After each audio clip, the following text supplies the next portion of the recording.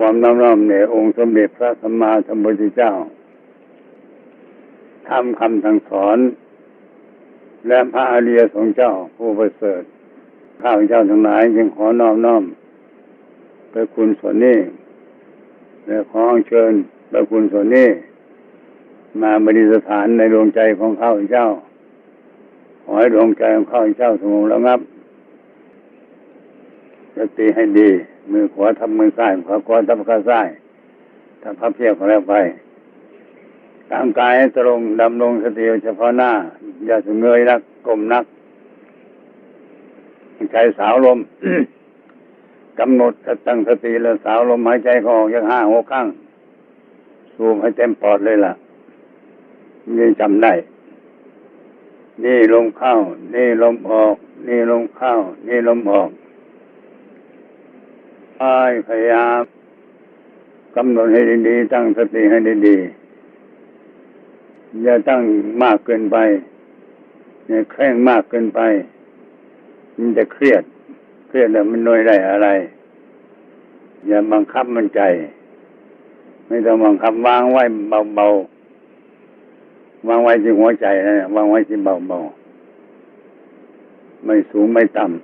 ำวางไว้พอดีไม่กดไม่บังคับไม่บีบไม่เร่งรัด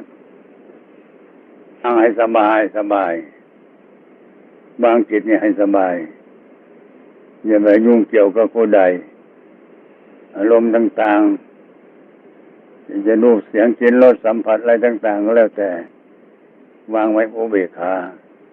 ไม่ต้องสนเวลาสนจะภาวนาอย่างเดียวคือตั้งสติสัมปชัญญะอย่าไปลืมหลักสติปัฏฐาน4มันไหนก็อันนี้นะสติปัฏฐาน4เนี่ยปั้มให้ได้กายเยกายานุปัสสิวติรู้กายในกายอาตาปิสัมปชัญโนมีความเบียนแผดเผาเบียนคือการเพ่งเนี่ยเพ่งอยู่เดี๋ยวเนี่ยบริกรรมพุทโธพุทโธบริกรรมลมหายใจเข้าออกเพ่งมีความเพียรแบบเผาสติสัมปชัญญะมีสติสัมปชัญญะรู้รอบวินัยแปลว่านำออกนำอารมณ์ออกไม่คิดถึงอารมณ์ที่เก่าๆแย่ๆนำออกไปวินัยแปลว่านำออกวินัยโลเกอภิชาโดมสร้างความทุกข์ความโศกความเสียใจก็หายไปภาวนาขัดเคืองใจอะไรต่างหายไปแล้วไม่สนใจทางสติแล้วเพียงแต่รู้ลมมีปลายจมูกนี่ลมเข้านี่ออกนี่ลมเข้าอันนั้นเอื่อยขึ้นน้ำไหลเนี่ยเรื่องกายนั่งตรงมงตรงแม่งเนี่ยกายไผกายมันกายผู้หญิงกับกายผู้ชายต่างคนต่างก็มีกายแต่ลักษณะอันเดียวกันธาตุสี่นี้นั่งไว้เหมือนกันอันนี้ไม่มีใครเกินใครราคะโทสะโมหะก็พอๆกันผู้หญิงก็พอผู้ชายก็พอผู้หญิงราคะโทสะโมหะซึ่งมันฝังอยู่ในหัวใจเนี่ยมันมาจากไหนใครเป็นคนสร้างเขาสร้างให้เราก็ไม่รู้ใครสร้างให้เหมือนกันหมดทั้งโลก ราคะโทสะแขกก็มีเช็กก็มีจีนก็มีฝรั่งมังค่ามีหมดนิคมนิโกมีหมดอยู่ระดับเดียวกันจะพูดอัตภาพร่างกายก็เหมือนกันอีก เหมือนกันอีกอาการทางที่2เหมือนกันอีกเกศาคือผมโลมาคือขนนักขาคือเล็บทันตาคือวันทาโจคือหนังการทางที่2นั้นเหมือนกัน ผู้หญิงก็เหมือนกันเกิดคนละแห่งฟ้าแดนดินซึ่งไม่รู้จักกันเลย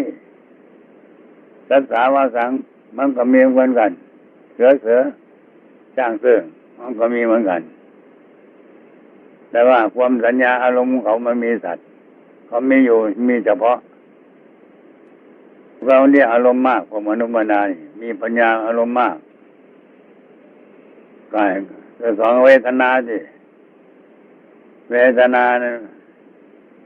รู้เวทนาในเวทนาอาตาปิสัมปชัญโนมีความเพียรแบบเผา ความเพียรคือแพ่งอยู่ตลอดจิตมันไปคิดเป็นตลอดมาตลอดไปตลอดมาเวทนาสู่เวทนาโน่นนี่รู้เวทนาในเวทนาเวลานั่งไป มันเจ็บมันปวดเขาเรียกเวทนาเขาเรียกว่าเวทนาคือกำเจ็บกำปวดของเวทนามันหลายอย่างไม่ใช่อย่างเดียวหรอกอาตาปิสัมปชัญโนมีความเพียรแผดเผาตั้งสตินะความเพียรวินัยโนเจอภิชาโดมีวินัยนำออกวินัยไปนำออกนำความชั่วออกโมโหโทษออกเวลามันมีวินัยอภิชาเพ่งเล็งก็ดีโทษก็ดีโมโหโทษก็ดีหมดไปสองข้อสามจิตเตจิตานุปเดติจิตเตจิตานุปฏิวิหารติรู้จิตในจิตเนี่ยมันก็บ่กว้างบ่กว้างบ่สั้นบ่ยาวรู้จิตในจิตหมายว่ารู้ตัวเองอ่ะรู้จิตในจิตมันคิดเรื่องอะไรมันคิดถึงใครมันอยากได้อะไรในขณะภาวนานี่ข้อที่สามธัมเมสุธัมมานุสีข้อที่สี่ธัมเมธัมมานุปัสสิวิหารติทำในธรรมอย่างทำอยู่เดี๋ยวนี้แหละกุศลกุศลกันก็ได้กุศลธรรมาก็ได้ทำซะเมื่อมีชีวิตอยู่นี่พระพุทธเจ้าว่างั้นเมื่อมีชีวิตอยู่ไหว้พระนบทางของนบซ้ำมือ10 นิ้วนี่ขานี่2 แขน 2นี่นั่งสมาธิถวายพระพุทธเจ้าร่างกายทั้งหมดเนี่ยเป็นแท่นให้พระพุทธเจ้านั่งถวายหมดทั้งตัวนี้เนี่ยถวายองค์สมเด็จพระสัมมาสัมพุทธเจ้าผู้ฉลาดเข้าไปว่าฉลาดทำบุญฉลาดรักษาศีลฉลาดนั่งสมาธิภาวนาฉลาดกำจัดกิเลสตัณหาฉลาดนึกพุทโธธัมโมสังโฆกุศลแปลว่าฉลาดเนี่ยกุศลก็เรียกปัญญาก็เรียกได้หมดแต่เมื่อมีปัญญาอย่างนี้มันก็มาไม่ได้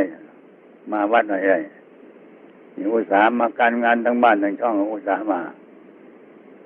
นั่งสมาธิภาวนาเพื่อกำจัดเพื่อจะรู้จักแนวทางว่าแนวทางปฏิบัติกำจัดกิเลสเกินตัณหาให้กำจัดยังไงนั่งไปด้วยอบรมไปด้วยฟังเทศไปด้วยให้ข้อคิดไปด้วยให้ปัญญาไปด้วยให้หนทางไปด้วยที่นั่งภาวนาเวลานี้เพื่ออะไรเพื่อกำจัดกิเลสตัณหานี่ราคะโทสะโมหะ3 ตัวนี่ที่มันซ่อนเล็บอยู่ในใจเนี่ยมันไม่สัมผัสไม่กระทบนะมันก็อยู่อย่างวันของอยู่ทั้งวันทั้งคืนละทั้งปีทั้งเดือนนะนอนเนื่องอยู่อย่างนี้ระเหยอย่างนี้ไม่กินข้าวกินน้ำอะไรอารมณ์มันอยู่ได้อารมณ์ของมันถ้าปะทะถ้าสัมผัสมันจะขึ้นมาเลยมึงด่ากูเลยขึ้นมาเลยเห็นไหมธรรมดาวันทั้งวันไม่มีใครด่านี่เฉยทำมาหากินอยู่สบายไม่เดือดร้อนอะไรเดี๋ยวกระทบอารมณ์มาที่อย่างตาเห็นรูปอย่างเนี้ยตาเห็นรูปก็สัมผัสแต่มาวิญญาณจะรู้จักขูวิญญาณจักษุวิญญาณจักขูวิญญาณรู้ทั้งตาจะมาตารู้ก็ถูกแต่วิญญาณอาศัยตามาดูทั้งตานี่มาอยู่ที่ตานี่จักษุวิญญาณดูที่ตาลูกดูใครเป็นใครเป็นพี่เป็นน้องมันเป็นพ่อเป็นแม่เป็นป้าเป็นนานี่จักขูวิญญาณรู้จากรูปรู้จากคนนั้นรู้จากคนนี้นี่จักขูวิญญาณสัมผัสแน่ตาเห็นมันก็สัมผัสแล้วนี่เหมือนกันหมดในโลกเหมือนกันตาเห็นรูปเป็นคู่กันคู่อื่นก็รู้ได้เพียงแต่ข้าง ตากับหูหูกับตาตากับจักษุเป็นคู่แล้วโสตเป็นคู่กับเสียงเป็นคู่กับจมูกรสเป็นคู่กับลิ้นเป็นคู่กับรสสภาพเป็นสัมผัสเป็นคู่สัมพันธ์ของกายโพธิภาพเนี่ยสัมผัสกายมโนมนาวิญญาณมันโมเข้าไปว่าใจมนาเข้าไปว่าใจวิญญาณมันก็สมเกิดจากนี่จากนี่อย่างอายตนะนี่อายตนะเข้าไปว่าเครื่องต่อตาเห็นรูปมันก็ต่อแล้วนี่ตารูปคนนะรูปสัตว์นะรูปเสือนะรูปช้างนะแต่ลำพังเขาอยู่เฉยๆเนี่ยไม่รู้ภาษาดอกดูวันยังห้ามกันไม่รู้เรื่องสมบัติถึงสมบัติก็ไม่รู้เพราะอวิชชามันบังทั้งมันทั้งคืน6 อย่างตลอดต่อ6 อย่างเนี่ยสัมพันธ์อยู่ไปอย่างไหนก็อย่างหนึ่งไม่ตาก็หูไม่หูก็จมูกไม่จมูกก็ลิ้นไม่ลิ้นก็กายมันกายก็ใจสัมผัสแต่เราไม่รู้เพราะอวิชชามันโง่มันสัมผัสของมันแต่เราไม่รู้เพราะเรามันมีสติจะรู้อย่างตายเห็นรูปแล้วไปนี่รูปผู้หญิงนะรูปชายถ้ารักรูปนี้สวยนะมันก็แค่นั้นแหละตัวอวิชชาเนี่ยยิ้มเลยอวิชชานี่มันเป็นอาหารของอวิชชาไงเป็นอาหารของอวิชชาตัณหากามราคะตาเห็นรูปมันก็เห็นทุกวันไม่เห็นสำคัญอะไรใครก็เห็นใครเห็นนั่นนอกจากบุคคลนี่รูปนี่รูปสวยชอบอกใจนะนี่อย่างหนึ่งนะทั้งวันนะหูเนี่ยได้ยินตลอดเลยหูกับเสียงเนี่ยจะเสียงดีเรื่องชอบก็ได้ยินอย่างนั้นเป็นเสียงเพลงสมมุติม่วนเลยจะเกิดราคะโทสะก็แล้วแต่อย่างนี้เราไม่สนเราไม่มีสติสนมันทำมาเกิดขึ้นอย่างนี้ไม่ได้นึกว่าโสตคือหูฟังเสียงดีเสียงชั่วเป็นคู่โสตกับเสียงเป็นคู่กันจักษุกับรูปเป็นคู่โสตกับเสียงเป็นคู่นาคือจมูกกลิ่นเป็นคู่ลิ้นเป็นคู่กับรสกายสัมผัสเป็นคู่กับโผฏฐัพพะมโนวิญญาณเป็นคู่กับใจเป็นคู่ตามธรรมดาเนี่ยเราไม่รู้หรอกว่ามันทำงานอะไรจะรู้รูปแล้วเนี่ยเสียงนะกลิ่นนะรสนะแต่แค่นั้นน่ะไม่ได้สนใจว่าเวลามันสัมผัสแล้วมันเกิดอะไรขึ้นบ้างเกิดเวทนาหรือเปล่าเกิดโมโหโทโสหรือเปล่า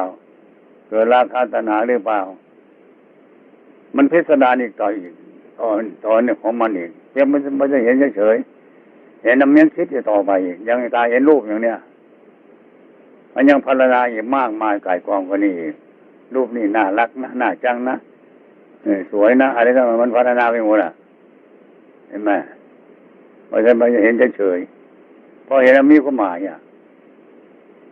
จักษุสัมผัสเป็นจักษุวิญญาณเป็นตัวเดียวนี่คือใจอันเดียวนี่แหละโสตวิญญาณนั่นสิเนี่ยโสตคือแบบฟังเสียงแล้วรู้ใจเป็นคนรู้อีกเนี่ยโสตวิญญาณรู้ทั้งหูขยับไปหูอีกแล้วกานะคือจมูกดมกลิ่นเหม็นหอมเอามาจมูกแล้วใจอันเดียวนะวิญญาณอันเดียวนี่เนี่ยเคลื่อนมาเอาลิ้นชื่อหาวิญญาณสัมผัสทานเปรี้ยวหวานมันเค็มสัมผัสมันก็อันเดียวมีใจอันเดียวกายสัมผัสกายวิญญาณกายสัมผัสอ่อนแข็งนิ่มนวลอะไรก็แต่เกิดความรู้สึกขึ้นเกิดราคะโทสะขึ้นมานี่เห็นไหมทางธรรมะเราไม่ได้สังเกตหรอกแต่เด็กพุ่มพาจะมาอยู่กับเราทุกวันทั้งวันกลางวันกลางคืนมโนสัมผัสล่ะมโนสัมผัสมันเป็นเตามันเป็นถ่านเพลิงที่นั่นมันเป็นเตามันเป็นถ่านเพลิงเป็นที่เผามันเป็นที่รวมของใจที่ใจมันเป็นที่รวม ตาเห็นรูปก็รวมอยู่ที่ใจหูฟังเสียงก็รวมอยู่ที่ใจกลิ่นดมรสก็รวมอยู่ในใจชิวหาลิ้นรสอร่อยรสไม่อร่อยก็รวมอยู่ในใจโหฏฐัพพะสัมผัสนิ่มนวลก็รวมอยู่ที่ใจมันเป็นสะพานของอวิชชาเสวยทั้งนั้นนะสวยหรือไม่สวยงามหรือไม่งามมันเสวยละเป็นเรื่องของมันก็เสวยแต่เราไม่รู้ว่ามันเสวยไงอวิชชาตัณหา เราก็พลอยสบายดีอกดีใจไปกับมันซะด้วยไงนี่อากับรูปเป็นคู่กันนี่ความรู้สึกเดียวกันจักขูวิญญาณคือใจในใจอันเก่านี่ล่ะผู้หญิงใจผู้หญิงผู้ชายใจผู้ชายนะจักสุวิญญาณพอเห็นน่ะเกิดความรู้สึกขึ้นนะโสตวิญญาณน่ะเห็นได้ยินเสียงเพลงเสียงอะไรต่างๆรู้ไอเนี่ยมันอยู่ศูนย์กลางเหมือนกับไอสายใยทั้งหลาย6 สายกลางรอบตัวแมลงมันมาถูกสัตว์อะไรมาบินมาถูกแมลงเม่าบินมาถูกสายใยใจรู้หมดใจอยู่กลางมาผ่านมาตาจักษุรู้แล้วผ่านมาโสตรู้แล้วผ่านมาจมูกลิ้นรู้แล้วผ่านมาสัมผัสมันทางกายทางกายรู้แล้วผลมาทางใจก็รู้สัมผัสมโนวิญญาณก็เดี๋ยวมโนสัมผัสมโนวิญญาณอันวิญญาณนี้ที่เนี่ยที่มโนเนี่ยมันเป็นเตาเป็นที่ตั้งของกิเลสทั้งหลายมันตั้งอยู่นี่เพราะฉะนั้นเราจะกำหนดในจิตสงบแล้วมันจะรู้เรื่องของกิเลสมันพักเกิดแก่เจ็บตายอยู่นี่มันเรื่องอะไรเพราะฉะนั้นพระพุทธเจ้ายังก่อนจะเสด็จออกบวชเนี่ยเห็นคนแก่คนตายง่อยเพียเสียขาเป็นสารพัดอย่างที่เห็นแต่ก่อนถ้าคนอยู่ในวังมันก็มีแก่เจ็บตายเหมือนกัน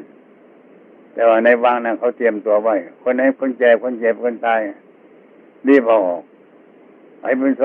ผมงอกก็รีบเอาออกเนื้อหนังยังแห้งก็รีบเอาออกใบไม้ร่วงก็รีบเก็บซึ่งมันยังไงให้เห็นที่ธาตุเนี่ยไม่รู้ได้เห็นอนิจจังนะใบไม้มันร่วงอะไรต่างๆอนิจจังนั้นเป็นของไม่แน่นอนเกิดขึ้นตั้งอยู่ดับไปยังไงเนี่ยก็รู้แหละอย่างต้นไม้อยู่ที่วัดเราหรืออะไรก็แล้วแต่ถ้าเกี่ยวชะอุ่มนะต่อมาครบ3 เดือน4 เดือนเริ่มใบแก่แล้วเริ่มเหลืองแล้วเริ่มร่วงแล้วสภาพคนเรามันก็เหมือนกันอย่างเราแก่ง่วงไปทุกวันอย่าง70 ปี 80 ปีนี่มันก็ล่วงไวไปแล้วเนี่ยช่วยตัวเองมาได้คอยตะวันตายองค์เดียวคอยตะวันตายถึงป่วยก็ตามถึงป่วยไม่ป่วยคอยตะวันตายไม่ใช่เรื่องคอยนะแต่มาเรื่องของสังขารไม่ต้องไปอย่างนั้นเกิดเองเขาแก่เองเขาเจ็บเองเขาตายเองสร้างของเขาเองอวิชชาสร้างเนื้อสร้างตัวสร้างภพสร้างคุณเขาเรียกว่าภพนี่มันคือการเกิดแต่อย่างนี้ไม่ใช่เขาภพนะภพเป็นการเกิดมาก็แก่แล้วเจ็บแล้วตายมันเป็นอยู่อย่างนี้ต่อเรารู้หรือไม่รู้ก็ตามฟังธรรมะเป็นนึกว่าเป็นเขาจ้างอยู่ในประเภทเดียวนี้หมดรู้ธรรมะหรือไม่รู้ธรรมะก็ตามอย่างพระอริยเจ้าเนี่ยพระพุทธเจ้าเนี่ยความแก่ของธรรมชาติมันก็มีไม่ใช่พระพุทธเจ้าตรัสรู้เลยเป็นเอกในโลกจะไม่แก่ไม่ใช่ต้องแก่ต้องเจ็บต้องตายเหมือนกันธรรมชาติไม่มีละเว้นกิเลสตัณหาของมันก็ทำให้ชำระมันก็ดองเนี่ยอาสวะเป็นของดองอาสวะเป็นของดองคือยังไงดองเหล้าเนี่ยถ้าดองนางเขาก็เป็นดองเอาไปกินถ้าดองเอากินเป็นเมาอาสวะเป็นเครื่องดอง เห็นรูปเอารูปมาดองมาคิดรูปนั้นสวยไม่สวยมาคิดนั่นดองนั่นดองอารมณ์ดองเสียงมันว้วนยังเราที่เสียงทุกวันเสียงเต้งก่อนใช่ไหมเลยยิ่งเอาคนที่ร้องเพลงสวยซะด้วยเอามาดองอยู่นะเอามาดองอีกกลิ่นเหมือนกันรสก็เหมือนกันดองไว้ดองแล้วก็บูดที่บ้านก็เน่าถึงกิเลสตัณหาสิ่งชำระก็คือสติธรรมะเนี่ยอย่างกำหนดลมหายใจเข้าเดี๋ยวนี้กำหนดลมรู้นี่อารมณ์แทรกว่าได้คิดถึงบ้านถึงเรื่องก็ไม่แทรกรู้อยู่อย่างเดียวกำหนดลมหายใจก็ถ้าหมดไปตั้งใหม่ถ้าหมดลมตั้งใหม่ถ้าจิตมันเผลอไปตั้งใหม่ตั้งมันจะได้แค่วันนี้เอาวันหน้าวันต่อไปอีกมันมีโอกาสอยู่พอใจมันมีอยู่อายตนะมันก็มีครบบริบูรณ์ตาก็ยังเหลืออยู่หูยังเหลืออยู่จมูกก็ยังเหลืออยู่ลิ้นก็ยังเหลืออยู่กายก็ยังเหลืออยู่ใจก็ยังเหลืออยู่มันมีกำลังอยู่นอกจากว่ามันจะตายแล้วไปเกินมาเอาอีกแล้วรู้จักโดยมากไม่ค่อยรู้จักหรอกคนไทยเราทุกวันเนี่ยคิดดูสิเห็นนักปราชญ์เขาพูดกันนักเทศเขาพูดกันคนไทยสมัยทุกวันเนี่ยอย่างมากกับเพียงแค่ให้ทานกำลังสาสินภาวนานี่มีน้อยที่สุดจำนวน100,000จะมีสัก10 คนหรือ20 คนนักภาวนานอกจากไม่ให้ทานเอาแล้วตอนนี้เนี่ย2 อย่างเท่านั้นนอนแล้ว นี่ใครควรดีต้องหัดทนนั่งภาวนามันต้องเจ็บแน่นอนมันต้องปวดแน่นอนมันต้องผ่านดงเนี่ยดงเจ็บดงปวดเนี่ยแต่สบายมันเป็นไปไม่ได้หรอกมันต้องรู้จักทุกข์เนี่ยชาติพิทุกขาเนี่ยความเกิดเป็นทุกข์ชราพิทุกขาความแก่เป็นทุกข์มรณะพิสังพารณังพิทุกขังความตายเป็นทุกข์เจ็บแข้งเจ็บขาเนี่ยตัวทุกข์ทั้งนั้นตัวเราทั้งหมดตัวเนี่ยตัวทุกข์ตัวก้อนทุกข์ก้อนนี้มาจากพ่อกับแม่พ่อแม่ก็ทุกข์เหมือนกันมีกิเลสตัณหาอย่างเดียวกันไม่มีใครดีกว่าใครพ่อกับแม่พ่อกับลูกมันเหมือนกันหมดทั้งโลกคนไทยคนตั้ง60 ล้านมันมีราคาโทสะโมหะ3 อย่างในเหมือนกันหมดเกิดเจ็บตาย3 อย่างหมดคือเหมือนกันหมดแต่ว่าตายเหมือนกันมาถือพระพุทธธรรมสงฆ์เหมือนกันถือ3 อย่างเรียกว่าไตรสรณคมพระพุทธพระธรรมพระสงฆ์เราถือร่วมกันเอาพระพุทธธรรมพระสงฆ์มาเป็นที่ยั่งที่พึ่งที่นับถือกราบไหว้บูชาตั้งสติมั่นคงถาวรทีนี้มันว่าแวกคนธรรมดาเอาแวกไปตั้งสติอันลืมตั้งใหม่ตั้งมันอยู่นั่น10 ครั้ง20 ครั้งตั้งมันอยู่นั่นตั้งดูลมหายใจเขาออกแต่วันนี้วันต่อวันนี้ไม่ได้โมฆะซะเอาวันต่อไปหรือคืนต่อไปหรือไปถึงบ้านเอาจะเอาได้ไปถึงบ้านลองนั่งดูสิคนเดียวมันจะสงบไหมนั่งกับหลวงพ่อนี่ใจสบายใจเย็นไปนั่งคนเดียวลงดูสิมันจะสบายไหมมันคือกิเลสตัวเก่าเนี่ยมันอุปทานโอ้ยนั่งกับหลวงพ่อมากลัวหลวงพ่อมันสงบอาจจะคิดไปได้แต่ตัวกิเลสตัวเก่านี่แหละโมโหโทโสอันเก่าเนี่ยราคะโทสะโมหะอันเก่าเนี่ยนั่งคนเดียวก็ดีนั่งกับหมู่ก็ดี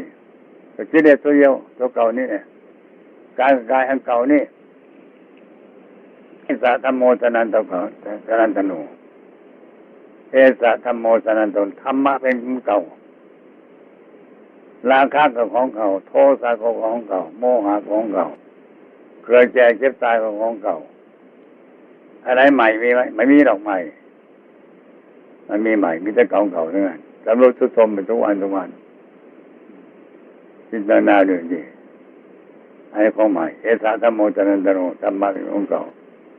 ไหว้ก็ไหว้ของเก่ามือก็มือที่มีของเก่าปากกับปากอันเก่าฟันกับฟันอันเก่าพูดกับพูดอันเก่าพูดไปพูดมานะโมกับนะโมอันเก่าบ้านไหนก็นะอะหังสัมมาสัมพุทโธเอาอย่าขอน้อมในองค์สมเด็จสัมมาสัมพุทธเจ้าที่ไปโสภควาหลวงพ่อโตทุไปยังปโนจะของเก่าอีกที่ไปไหนของใหม่อยู่ไหนมันมีแต่ของใหม่ไม่ใช่ของเก่านั่นค่อยไปมิตรวันเข้าพรรษาร่วมหายใจจากโน่นไปนี่โชคดีที่พวกโยมเนี่ยพวกลูกพวกหลานเนี่ยโชคดีเนี่ยมานั่งเฉพาะไม่รู้จักเรื่องราวควรจะทำอะไรควรกำหนดอะไรควรพิจารณาอย่างไรเป็นกรรมฐานจะอ่านทางเดียวทางเดินของอวิชชาตัณหาทางเดินของมันหนึ่งจะคุ้งตาเห็นรูปนี่มันทำมาแล้วทำตาไว้ตาไปเห็นรูปมันเกิดความพอใจขึ้นนี่รูปสวยนะอะไรประมาณนี้มันก็นึกราคามันเกิดขึ้นโสตะเสียงเขาร้องเสียงน้ำมูลนะเกิดราคาขึ้นเห็นไหมกลิ่นลิ้นรสสัมผัสก็อยู่ในธรรมนองเดียวกันนี่ตรงนี้นานี่เอสาธรรมโมธรรมะเป็นของเขา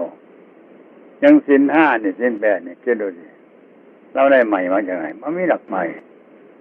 ให้เคยมากับปานาที่ปาตะเวรมีปานาที่ปาตะเว100 คน1,000 คน100,000 คนว่าปานาที่ปาตะเวรนี่ไม่มีหมดมีเสี้ยงว่ากันอยู่ชาติน่ะจนกระทั่งตายเกิดมีสมถะที่นั่งอีกปานาที่ปาตะเวรมีอีกนะโมตัสสะภะคะวะโตอะระหะโตสัมมาอีกของเก่าอีกกรรมะอยู่ในมือจิตมีของเก่าอีกได้ปากของเก่าอีกฟันของเก่าอีกตาของเก่าอีกหนังของเก่าอีกใครได้วิเศษกว่านี้มันมีหรอกพิเศษนอกจากวิเศษคือทำคุณงามความดีนั่งสมาธิเยอะๆภาวนาเยอะๆฟังเทศน์มากๆให้มีปัญญาแล้วมานั่งบุญน้ำมานั่งวันนี้วันไหนวันเดียวแต่เป็นดวงประทีปเป็นทูปถวายองค์พระพุทธเจ้าเอาขาขวาทับขาซ้ายมือขวาทับมือซ้ายตั้งกายให้ตรงอย่าก้มนักอย่าเงยนักให้พอดีถ้าก้มนักขณะเป็นหอยนาหน้าต่ำถ้าเงยนักเป็นนกแต่ทวิต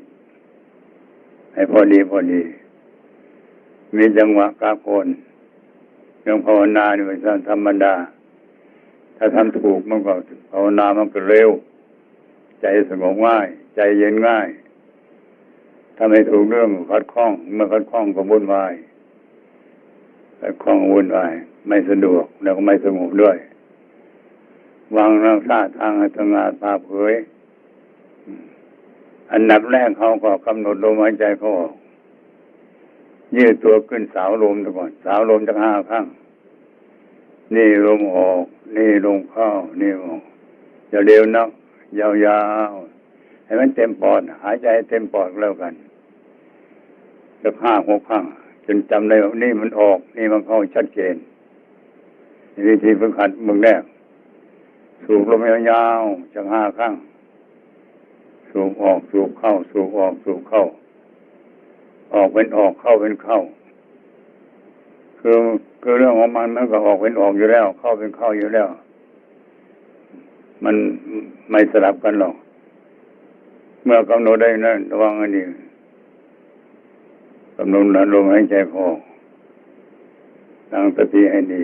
นี่ลมออกนี่ลมเข้าที่จริงลมมันมีอยู่ตลอดเวลาแต่เราไม่รู้จักแล้วไม่ได้ฝึกหัดนั่นแต่ก่อนนั้นอยู่ในท้องแม่ลมมันมาหายใจของมันทำหน้าที่ของมันพอออกมาเนี่ยมาห้องโอแวลมมันก็เดินของมันอยู่นั่นน่ะแต่เราไม่รู้ความหายใจว่าจะ50-60เราก็ยังไม่รู้จะเอาลมหายใจเขาออกอยู่ตรงไหนมันก็เดินของมันตลอดเวลาเราไม่ได้บอกมันด้วย กูจะนอนนะมึงจึงเดินนะลงมึงเดินนะไม่ได้บอกด้วยเขาทำตามหน้าที่ทุกอย่างในร่างกายทำตามหน้าที่หมดเราไม่ได้บังคับไม่ได้บอกมันหรอกอย่างตาเนี่ยอย่างดูอะไรมันก็ต้องดูตาเขาสร้างมาให้ดูตาเนี่ยเขาสร้างตามาให้ดูสร้างหูให้ฟังสร้างจมูกไว้ดมกลิ่นสร้างลิ้นมาลิ้มรสสร้างกายมาสัมผัส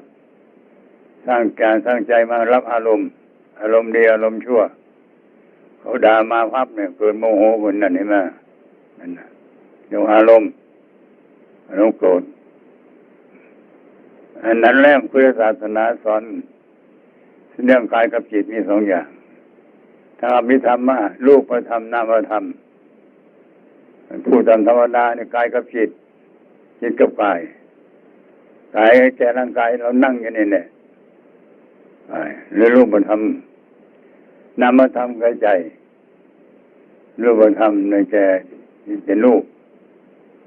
ถ้าเองผู้อย่างเองกายกับจิตกับกายแต่เบื้องแรกเราอยู่ในห้องแม่เราไม่รู้ออกมายังไม่รู้เลยว่าอะไรเป็นอะไร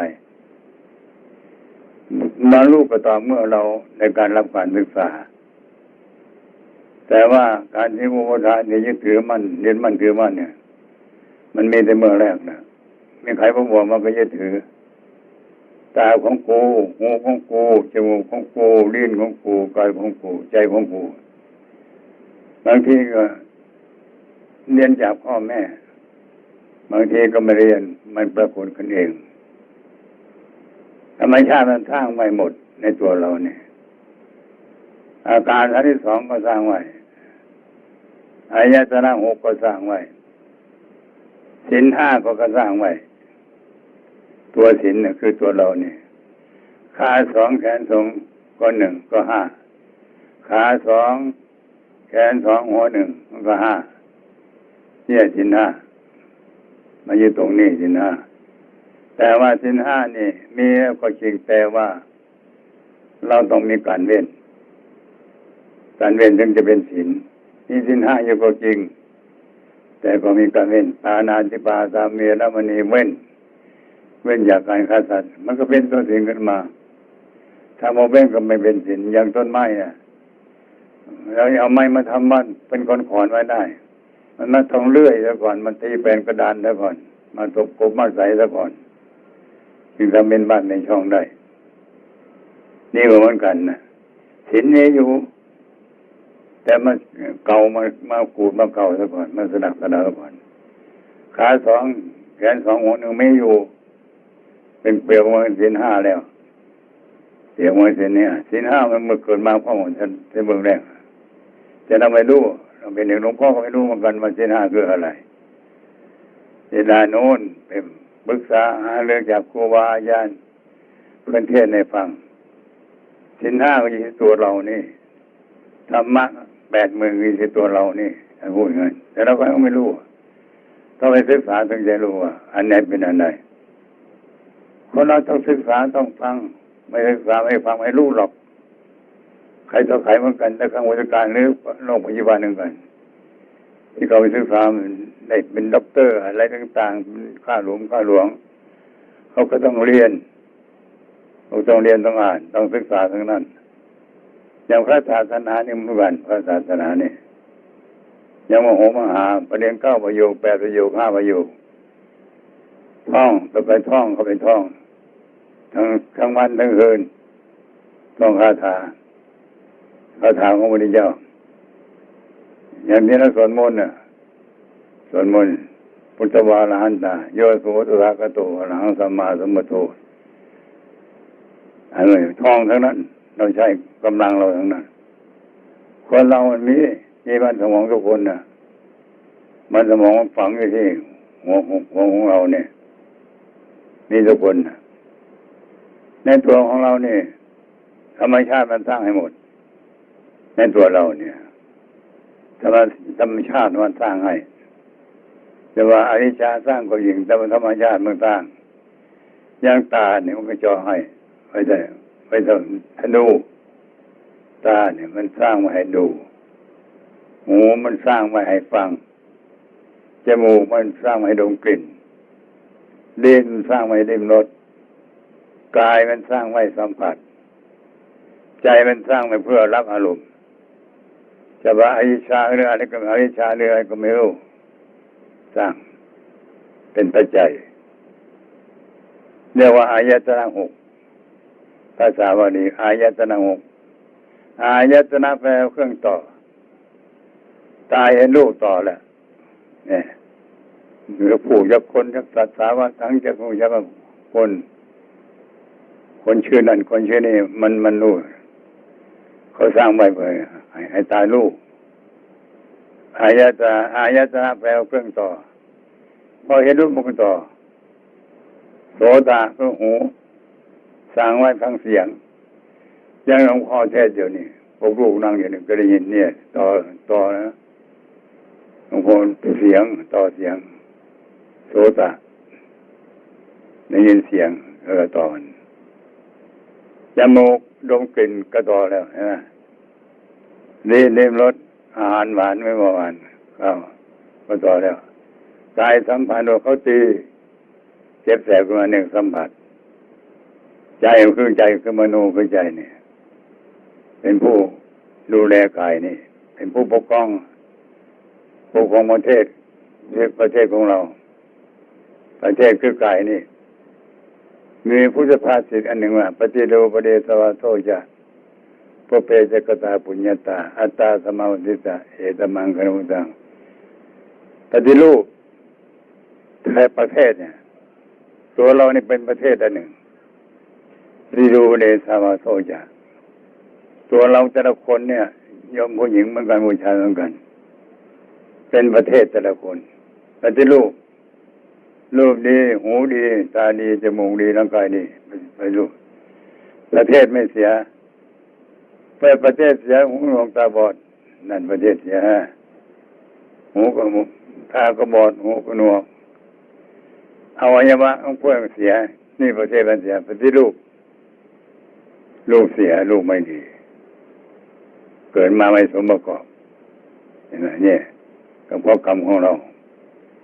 ปฏิเดวปเดสวะโทจะปุเปจกตาปุญญาตาได้ดูสดสวยงดงามของพระบุญกุศลเราสร้างไว้มีการรักษาศีล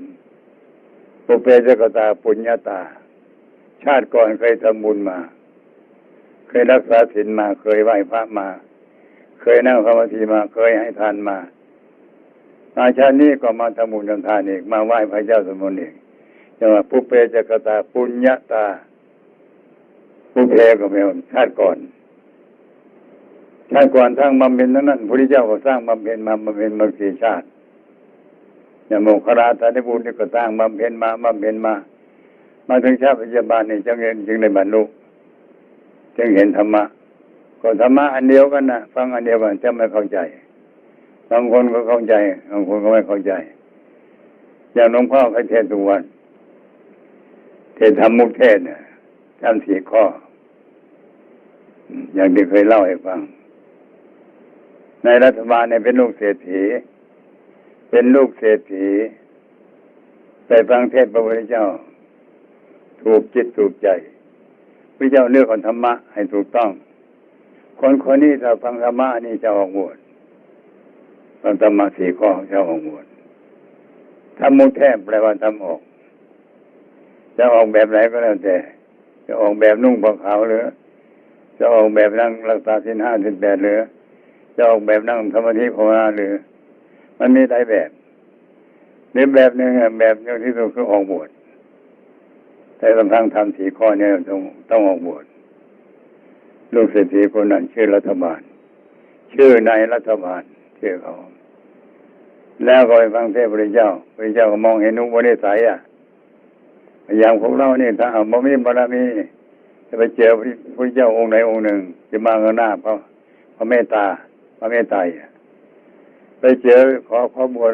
ยังบุญยังไม่พอต้องไปสร้างบารมีก่อนแต่ทำนองนี้นะเพราะบารมียังไม่พอบอกกลับมาสร้างบารมีเมืองมนุษย์ก่อนมันมีบอกเทศให้ฟังเลยอย่างในรัฐบาลเนี่ยพระองค์เขาเลือกธรรมะให้ฟังเดี๋ยวก็นั่งอยู่สุดท้ายเพื่อน ธรรมะนี่ใครฟังก็เข้าใจแต่จะได้บรรลุหรือไม่บรรลุอีกเรื่องหนึ่ง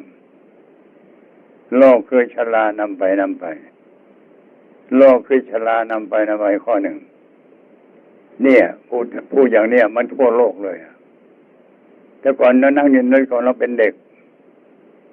อายุ40 30 50 60ก็มี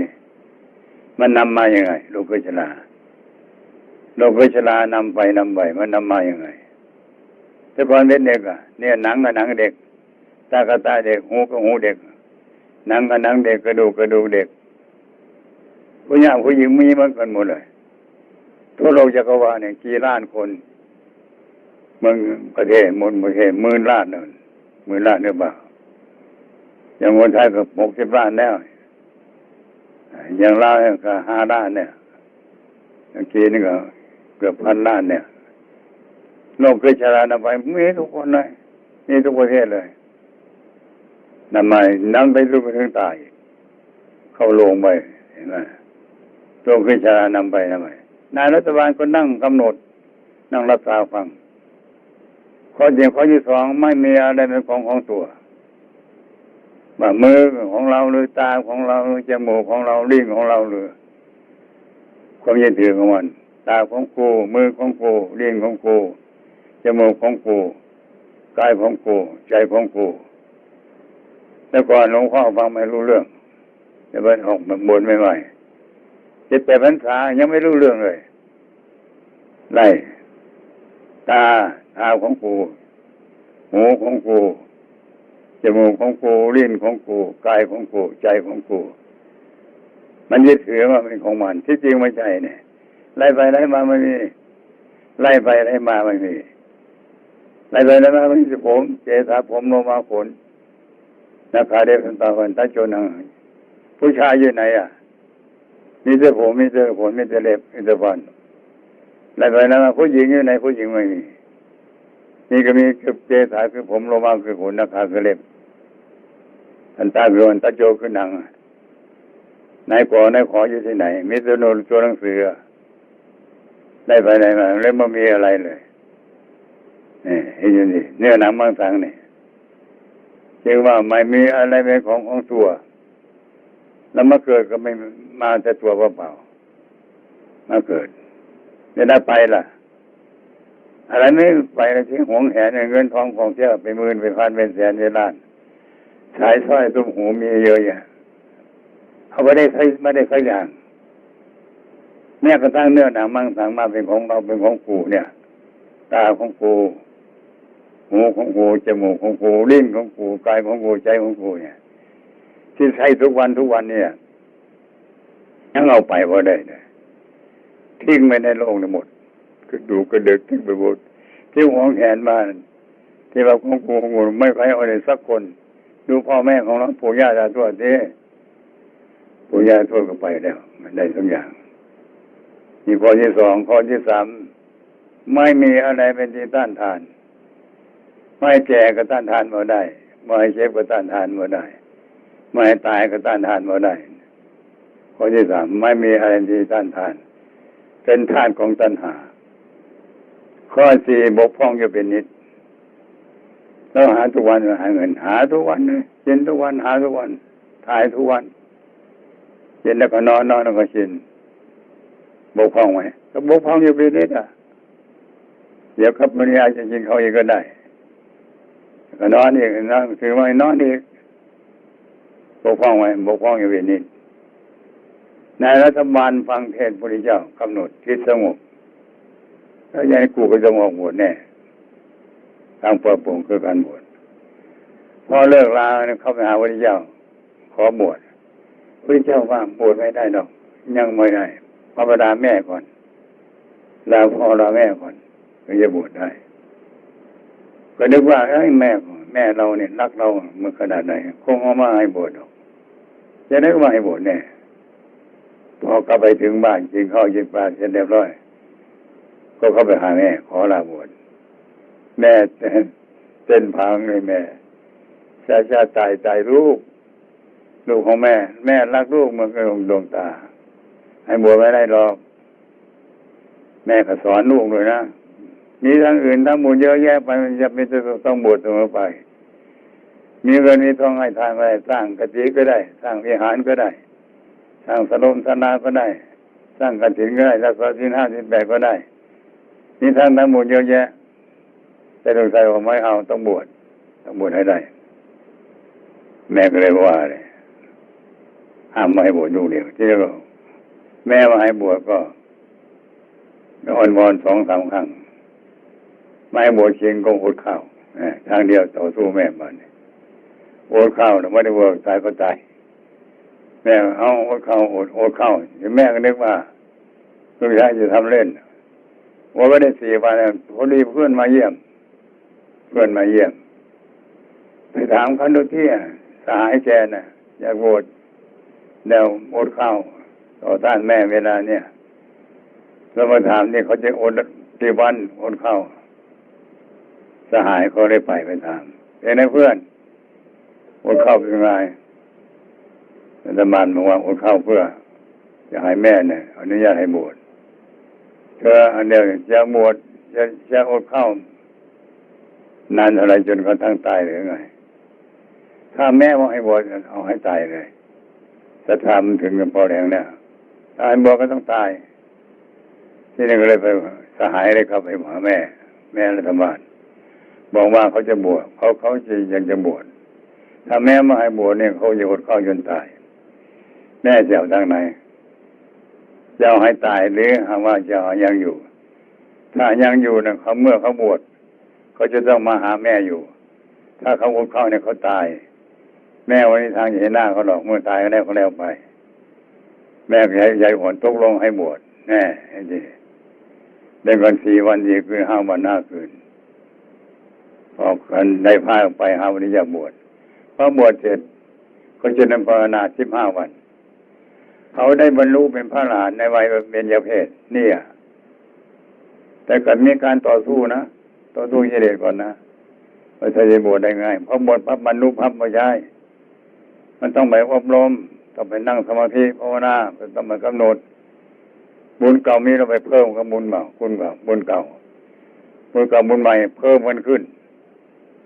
สมมติว่าบุญเก่า75%เราเอาเพิ่มใหม่25%เต็มร้อยพอเต็มร้อยก็บรรลุอรหันต์เลยทีนี้สมมติเรื่องเราเนี่ยเราบรรลุเราสร้างบารมีเท่าไหร่กี่%ที่เรื่อง5%ยังไม่รู้เลยฟังเทศเข้าใจบ้างไม่เข้าใจบ้างบางก็ฟังบางไม่ได้ฟังบางครั้งก็รักษาศีลบางครั้งไม่รักษาศีล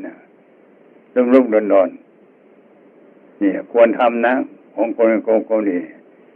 เพราะในตัวของเราได้มาฟรีทั้งนั้นตัวเราร่างกายเราเนี่ยทุกคนเนี่ยได้มาเนี่ยร่างกาย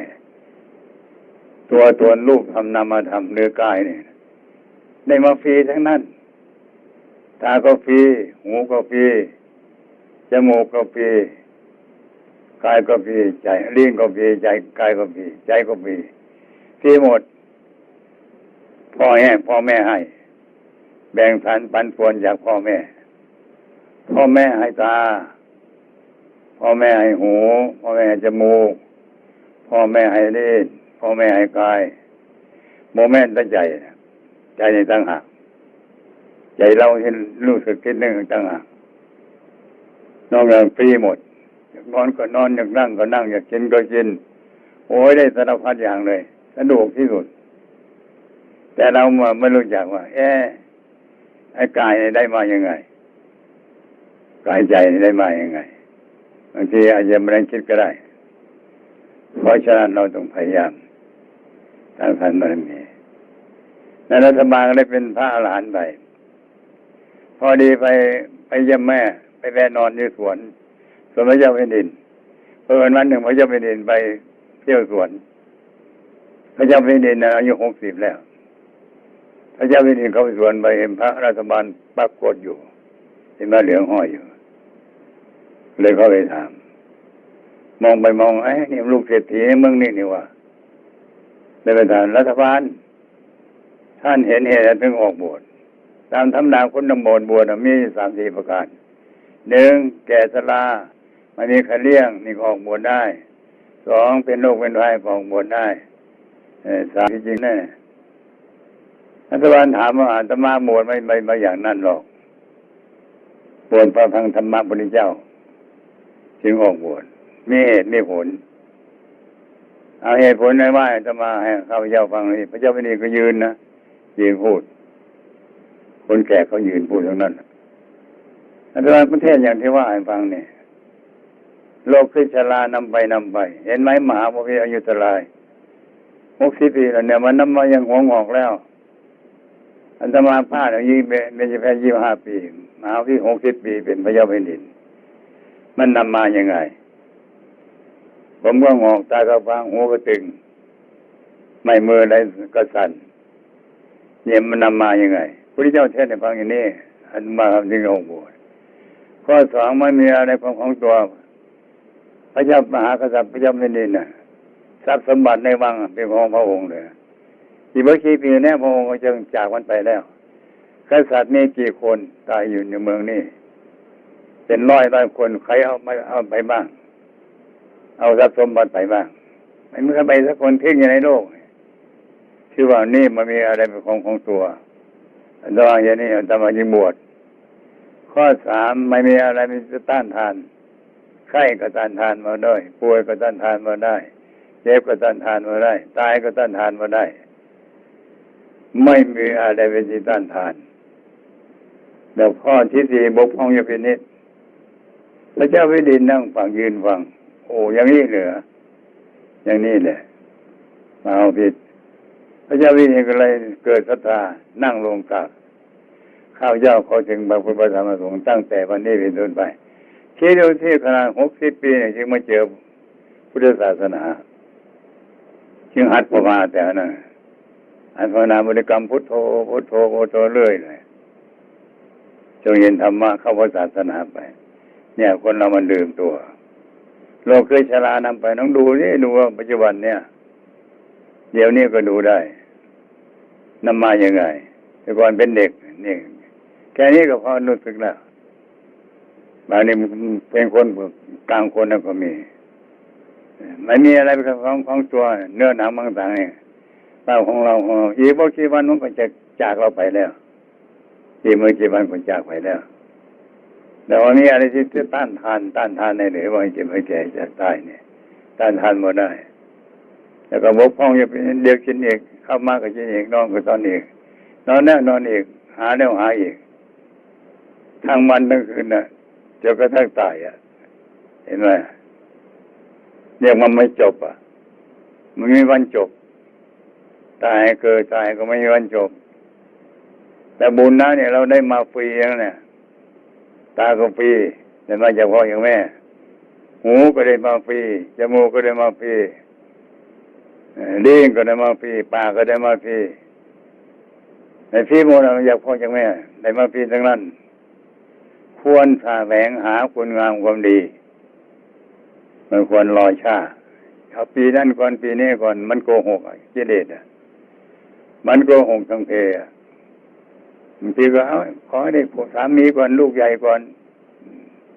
ไม่ได้เข้ามาทำฟังเทศนาเนี่ย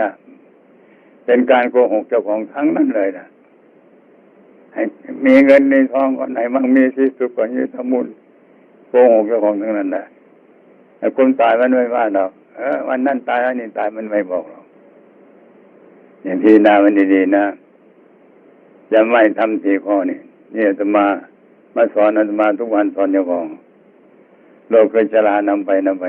นเรียนหูงอกหมดทุกเส้นแล้วแต่ก่อนไปไหนมาไหนสะดวกสบายเดี๋ยวนี้มีคนช่วยแล้วจับแขนยืนแล้วนำมาเป็นขนาดนี้มีว่ากี่ปีกี่เดือนมันก็จะลาโลกแล้วไม่มีอะไรของตัวนี่นะปนุ่มเป็นเถื่อจีบอลไหมก็มีสมบงไหมก็มีอังสาไหมก็มีแก่แล้วญาติพี่น้องเข้ามาถวาย3-4 ผืนไม่มีอะไรของตัวเราต้องไต่ตองให้ดีอย่าเสียที่เกิดศาสนาให้ตัวของเรามันดีอยู่แล้วแต่ว่าเราไม่แปลงเราไม่เอาแต่ขานั่นขานี่ขาอยู่เรื่อยติดนั่นติดอยู่เรื่อย เวลาว่างจังหวะว่างมันมีมันติดตลอดเวลาหรอกมันมีขัดข้องมันจะขัดข้องตลอดเวลามันใช่มีจังหวะกาโกนที่ต้องทำคุณงามความดีมีเอาละพูดมาพอสมควรเนี่ยตอนนี้ไปก่อนนั่งสมาธิพูดยังมาใหม่กำหนดลมหายใจเข้าออกหรือพุทโธพุทโธก็ได้พุทเข้าตัวออกก็ได้กำหนดลมหายใจเข้าออกพุทโธนี่ลมออกนี่ลมเข้าลมมันมีตลอดตั้งแต่เมื่อเกิดน่ะลมเนี่ยเราไม่ได้ใส่ใจเฉยๆหรอกทำไมพระเจ้าเอาลมเพราะมันของพิเศษพอกำหนดลมหายใจเข้าออกนี่ลมออกนี่ลมเข้านี่ออกใจมันเย็นน่ะใจเย็นๆมันเย็นเขานี่เอาเขาหน้าเอาเรื่อยๆจนกว่ามันจะเย็นจนกว่าจะสบายตอนนี้ไปพูดนี่มันเคยก็เอาพุทโธก็ได้พุทโธสมุทโธพุทโธพุทโธผู้ที่เคยกำหนดลมหายใจเขาออกพุทโธพุทโธจะไม่แน่นอนเป้งให้แน่นอนอย่าใจวอกแวกต้องอดทนใจต่อสู้ต้องต่อสู้ถึงนั้นมันต่อสู้ไม่ได้ต้องต่อสู้เอาตอนนี้เราจะหยุดการพูดภาวนากันต่อไปกำหนดลมหายใจเข้าออกมันแน่นอนใจเย็นใจสบายใจเยือกใจเย็นใจสบายใจคือผู้รู้น่ะใจวิญญาณก็เรียกคิดก็เรียกวิญญาณก็เรียกอาตมาพูดอยู่มันก็รู้นั่นน่ะตัวรู้น่ะเรียกว่าใจตัวรู้น่ะเรียกว่าใจหรือว่าวิญญาณก็เรียกใจก็เรียกวิญญาณก็คิดก็เรียกมโนก็เรียกมโนก็แปลว่าใจตัวนี้ตัวแสบพระเจเจพระขยันกับตัวนี้พระไปสวรรค์นี่พระกับตัวนี้ตัวรู้นี่แหละมัญญาสาไถเจ้าเล่ห์เจ้าเดียงของตัวนี้เนี่ยโกหกเก่งนักพาไปวัดก็ไม่เอาจะนั่งสมาธิหรือมันก็ไม่เอาหลอกไปหลอกมาหลอกเขาเสียเวลาหลอกไปหลอกมาเราเข้าแสดงแก่ตลาดหลอกไปหลอกมาถ้าคิดตัวนี้นะมันหลอกจนกระทั่งแก่เจ็บตายบางทีไม่ได้อะไรเลยบางทีภาวนาก็ไม่ได้นักสมาธิก็ไม่ได้ท่องคือก็ไม่ได้นักสมาธิ5ก็ไม่ได้มันหลอกเอาลูกยังไม่ใหญ่บ้างอะไรงั้นก็ยังไม่มีให้ลูกใหญ่ซะก่อนมีเงินมีทองมีสมบุญมันหลอกขนาดนั้นเราไปเราจะไม่ต้องจะของตายได้ไม่ได้ทำอะไรเลยอันนี้ก็มีตอนนี้ไปกำหนดลมหายใจเขาอย่าเร็วนักอย่าช้านักพุทโธพุทโธตั้งใจเอาไว้ตั้งสติให้ดีๆสติสัมปชัญญะรู้ว่ามีลมหายใจเขาออกอยู่ตั้งสติไว้